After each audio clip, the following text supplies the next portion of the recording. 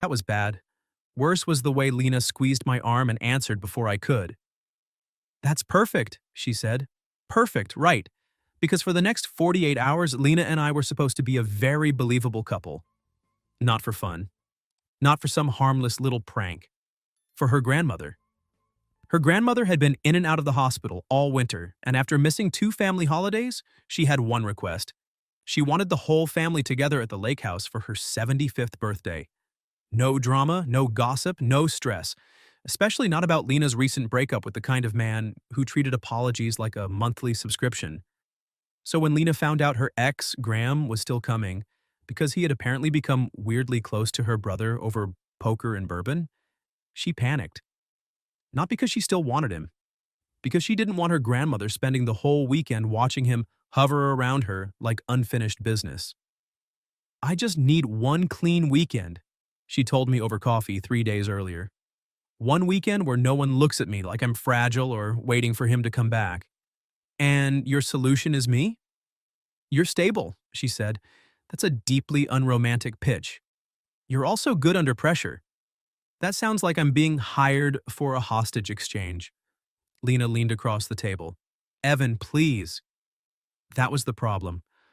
I had known Lena since we were 12, since braces, bad haircuts, and the year she got suspended for pouring orange juice into the principal's decorative fountain because he called her spirited in a parent meeting. She was still spirited, just better dressed now, and a lot more dangerous to my peace of mind. We had spent years being the kind of friends people misread on sight. Too easy together, too familiar, too quick with each other. The kind of dynamic that made waiters assume separate checks were a personal attack. My sister once watched Lena steal a bite off my plate, steal my jacket, then tell me my posture was emotionally dishonest, and said, "You know, normal friendships don't look like soft launch marriages." Lena laughed. I did too. That had become our best skill, laughing at the exact thing neither of us wanted examined too closely. So, yes, when she asked me to fake date her for a weekend, I should have said no. Instead, I asked, "How convincing?" She looked at me over her coffee. Convincing enough that Graham leaves me alone and Grandma has a peaceful birthday. That was how I ended up driving with her through a snowstorm to a lakeside inn with one overnight bag, a fake relationship, and absolutely no understanding of how badly this was going to go for me. By the time we got there, the roads were half ice and the lobby smelled like pine, wet wool, and fireplace smoke. Lena's family had filled the main house already, which is why we were at the inn down the road in the first place. One room left, one bed, honeymoon room. The kind of situation the universe only creates when it's bored and cruel. The room itself was warm and beautiful in a way that made everything worse. Iron bed frame, quilted blanket, one lamp by the window, a fireplace already lit. Zero couch, zero useful distance. Lena set her bag down and looked around once. Then she turned to me and said, "Well, if you laugh, I'll kill you." I'm not laughing. That's because you're in shock. That's because your family apparently books romance-themed lodging like a threat. She rubbed her forehead. We can handle one bed. Can we? She looked at me then. Really looked. Not joking now, not quick or bright. Just tired enough to be honest. We have handled harder things than one bed, she said quietly. That landed deeper than it should have. Because she was right. We had handled funerals, layoffs, panic attacks, my father's surgery, her divorce filing, my year of pretending I was fine, after my own engagement ended. We were good at hard things.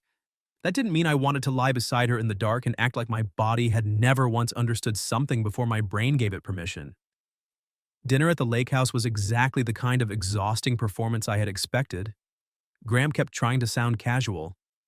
Lena's mother kept looking at us like she was solving a delightful puzzle. Her grandmother, sharp as ever, just smiled and patted my hand once like she knew more than everyone else put together. Lena played her part beautifully. Too beautifully. Hand on my sleeve, easy smiles, leaning against me when she laughed, looking up at me during stories like I was already built into them. By the drive back to the inn, I was having a difficult time remembering which parts were acting and which parts had always been there. Neither of us said much getting ready for bed. She changed in the bathroom. I changed facing the fireplace like a man in an old movie trying not to fail a moral test. Then the lights were off. And Lena was in bed beside me. Not touching, not speaking, just there. The mattress dipped when she turned once. Snow scratched softly at the window. Somewhere below us, pipes knocked in the walls. I was almost asleep when I felt it. Her fingers, light, barely there. Starting at the back of my neck and tracing slowly down my spine through the thin cotton of my t-shirt. Every thought in my body stopped. Then her voice came out low and too close in the dark. "If we're keeping up the act," she whispered, "you can't go this stiff every time I touch you." I didn't move. That was the first mistake. The second was answering honestly. "I'm stiff," I said into the dark, "because you're tracing my spine like we're either married or in trouble." Lena's hand stopped. For 1 second, I thought she'd pull it away completely. Instead, her fingers stayed resting between my shoulders. "Maybe both," she murmured. That did not help. I turned onto my back and looked at the ceiling I couldn't really see. "Lena." "What?" "You cannot do that and sound casual." A soft laugh. "I'm not casual right now." There it was, not teasing, not performance. Something lower and truer. I turned my head toward her. "Then what are you?" Quiet stretched between us. Then she said, "Tired." Fair, but not the whole truth. I knew because I'd known her too long. So I asked the question I should have asked before agreeing to any of this. Why me? That is an insulting amount of confusion for someone in a one-bed honeymoon room. I mean it. She rolled onto her back beside me. I could hear it in the mattress. "I asked you," she said slowly, "because I knew you wouldn't take advantage of it." That landed first. Then the rest did, because there was more in it than trust, more in it than convenience. I kept my voice even. "That's not the only reason." "No." The honesty of that nearly undid me. Lena folded one arm under her head. "I asked you because you make me feel safe when everything else gets loud. And because if I had to fake being happy with anyone for a weekend..." A pause. "You were the only person I could stand that close." My pulse had become a serious management issue. "Lena, you wanted honesty. I did. Then there it is." The room felt smaller now, warmer too, like the fireplace had somehow reached all the way into the bed. I swallowed once. "You know that's not easy for me to hear." Her voice softened. "I know." "No," I said. "I don't think you do." That made her turn toward me. I couldn't see much, but I could feel her looking. "With you," I said carefully, "there's always been a point where the joke stops being a joke, and neither of us says anything useful after." She let out a breath that sounded too much like agreement. Then, very quietly, "Maybe I'm tired of that part too." That was the moment the room changed. Not because she kissed me, not because I touched her, because suddenly both of us were awake inside something we had spent years pretending not to notice, and neither of us trusted it enough to move first. A phone buzzed on the nightstand. Lena cursed under her breath, grabbed it, and the spell cracked just enough for breathing to become possible again. "It's my mother," she said. "Apparently Grandma wants us there early for breakfast. Your family is relentless. My family is bored." Morning did not improve anything. The lake house was loud, warm, overfed, and full of the kind of relatives who can smell tension the way dogs smell storms. Lena sat beside me at breakfast and kept one hand on my forearm, like she'd forgotten to stop performing. Unfortunately, my body had noticed the difference between performing and last night. Graham noticed something too. He caught me alone by the coffee station while Lena's grandmother was being helped out to the porch. "You look tired," he said. "You look unemployed in spirit," I said. He smiled thinly. "Cute." I started to move around him. Then he said, "You know she only does this when she's cornered, right?" That stopped me. He lifted his mug. The smiling, the easy touching, the whole "I'm absolutely fine and doing better than ever" routine. He looked toward the porch where Lena was laughing at something her grandmother said. She hates being pitied more than she hates being hurt. Anger came fast, not because I believed him completely, because he knew enough to be dangerous. "She seems pretty done with you," I said. His expression shifted, just a little. "That's not what I said." Before I could answer, Lena appeared beside me, all soft eyes and steel. "There you are," she said to me, slipping her hand into mine. "Grandma wants a photo by the dock." Graham looked at our hands, then at her face, then away. That should have felt like victory, it didn't. Because Lena's hand tightened once, harder than she meant to, and I felt exactly how shaken she actually was. We made it halfway across the yard before I said, "What did he mean?" Lena kept walking. "Nothing useful." That wasn't my question. I know. We reached the dock steps. The lake below was half silver, half ice. The wind cut hard across the water, and Lena finally stopped. "He meant," she said, not looking at me, "that he knows I fake fine better than most people." I waited. Then she turned to me, eyes clear and far too honest for daylight. "And right now," she said softly, "I need you to help me do more than fake it." I frowned. "How?" She looked past my shoulder toward the house, then back at me. And in a voice low enough that only I could hear, she said, "If I ask you to kiss me in the next 5 minutes, don't hesitate." That got my full attention. I looked at Lena. "Why 5 minutes?" "Because that's about how long it'll take Graham to wander over here, pretending he just wants to help with photos." Right on cue, voices floated down from the porch. Her brother was carrying folding chairs. Her mother had a camera. Graham was already heading our way with the lazy confidence of a man who thought proximity still meant something. Lena's hand found my sleeve. Not for show. Not entirely. "Please," she said, low enough that only I heard it. So when the family started gathering by the dock and Graham stepped too close on her left, I didn't hesitate. I took Lena's face in both hands and kissed her. The whole world narrowed. Cold air, her breath catching, her fingers gripping my coat. One beat where I told myself this was for the act. Then the second beat came, and that lie died immediately. Because Lena kissed me back like she had been restraining the same mistake for years. Somewhere behind us, her aunt made an excited sound. Her brother said, "Finally!" like an exhausted man completing paperwork. Her grandmother laughed. Sharp, delighted, unstoppable. When I pulled back, Lena stayed close for half a second too long. Then she opened her eyes. And whatever she saw on my face made her own change completely. Not panic, not embarrassment, recognition. "Photo first," her mother said, far too brightly. We somehow made it through 3 pictures. Graham disappeared. Her grandmother kept smiling at us with the dangerous satisfaction of an elderly woman who had outlived patience. The second the family got distracted by cake decisions and weather comments, Lena grabbed my wrist and pulled me down the side path toward the old boathouse. The door shut behind us. Quiet. Dust, rope, lake water, old cedar. Lena turned to face me and just stood there, breathing. I gave her a second. So, she repeated. That didn't feel like fake dating. She let out one short laugh and dragged a hand through her hair. No, it really didn't. I leaned against the workbench by the wall. "You want to tell me what that was then?" Her eyes lifted to mine. No shields now. No family around to perform for. "That," she said, "was me asking for 5 minutes of safety and getting something much more inconvenient." Despite myself, I smiled. She pointed at me. "Don't." "Don't what?" "Look pleased while I'm having an existential crisis in a boathouse." "I'm not pleased." "You're a little pleased." "Maybe a little." That got the smallest smile out of her, but it faded quickly.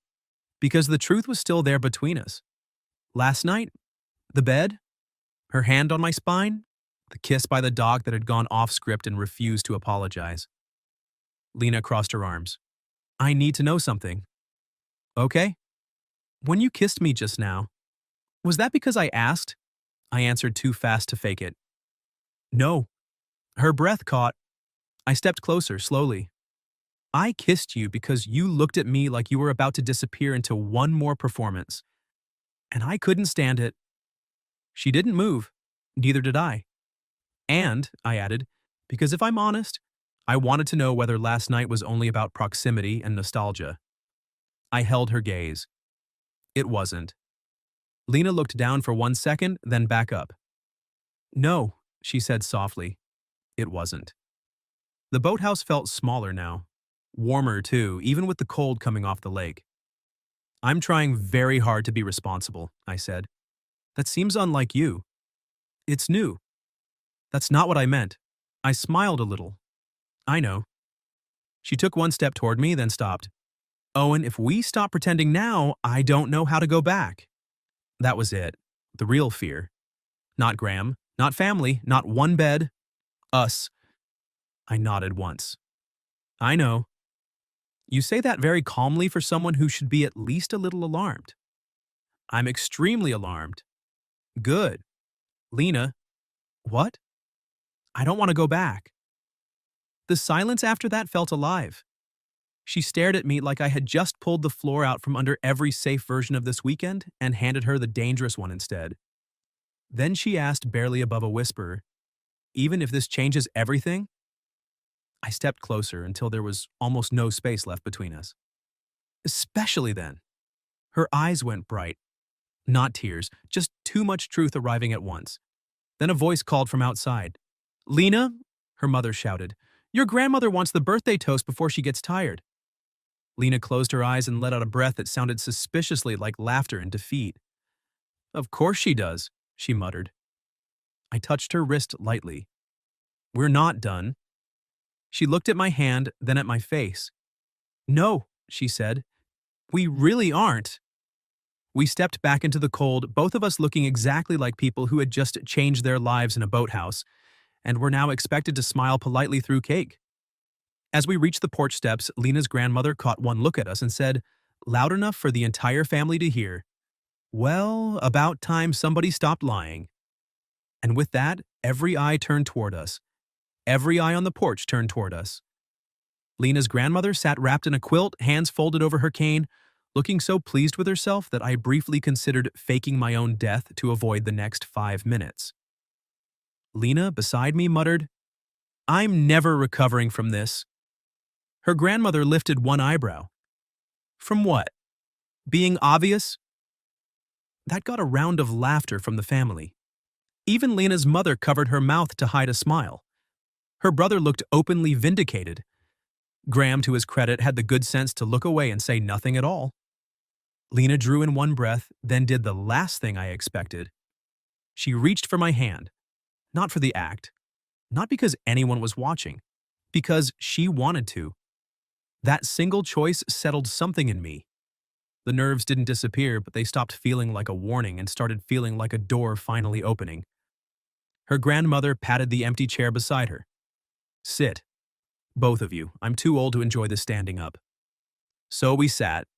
The birthday toast was supposed to be about family, health, gratitude, all the things people say when they're trying not to cry before dessert. But halfway through it, her grandmother looked straight at Lena and then at me and said, You waste enough time in life waiting for perfect moments. They don't exist. If you love somebody, be brave while you still have the chance. Nobody laughed at that. Nobody moved either. The whole porch went still. I felt Lena's fingers tighten around mine. Not hard. Just enough to tell me the line had landed exactly where it was meant to. After the cake and the photos and the slow unraveling of the evening, people drifted inside one by one. Her parents went to help clean up. Her brother took his grandmother's chair. Graham left without making a scene, which was more grace than he'd shown all weekend. That left Lena and me alone on the porch with the last of the cold light on the lake.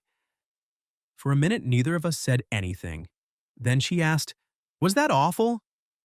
The kiss or the public exposure? Both. I looked at her. No. She smiled faintly. You're taking this suspiciously well.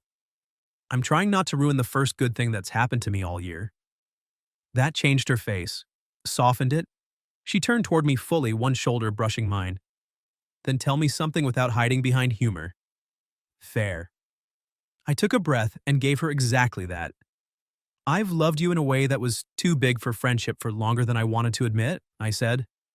I just kept calling it something safer because I thought if I named it, I could lose you. Lena held my gaze. And now I think not naming it was how I almost lost you. That one sat between us in the best possible way. No performance left. No pretending the family had forced this into the open. The truth was, they'd only cornered something that was already alive. Lena looked out at the lake for a second, then back at me. I need you to know something too. Okay, I didn't ask you to come this weekend just because of Graham. She gave a small, embarrassed smile. I mean, that part was real, but it wasn't the whole thing. I waited. She tucked a loose strand of hair behind her ear. I missed you before this. Not in the dramatic, ruined my life way, in the everyday way. The grocery store way, the drive home way, the I saw something stupid and went to text you anyway way. Her voice softened. And I think I was tired of standing this close to the truth and still acting like it was nothing. That nearly undid me. So I did the only thing that felt right. I kissed her again. Not because anyone was watching, not because there was still a point to prove, just because she was there and honest and finally mine to stop pretending about. When we pulled apart, she rested her forehead against mine and laughed softly. What? I asked. We still have to share that bed tonight. I smiled. That does seem less emotionally survivable now. It really does. We did survive it, though not by sleeping much. Mostly we talked. Really talked. About London that almost was, though she'd never taken it in this version. Wait, wrong story. About her divorce. About the years we spent laughing things off. About all the moments that made more sense in hindsight. By the time morning came, nothing about us felt fragile. Exposed, yes. New, not exactly. It felt more like something we'd been carrying for years had finally been set down where both of us could see it. 3 months later, Lena still stole fries off my plate. I still told her she was impossible. Her family had become unbearable in the way only loving families can. Her grandmother referred to me as the boy who finally caught up, which I was forced to admit was accurate. And the strange thing was, none of it felt rushed after that weekend. It felt late. Late in the best possible way.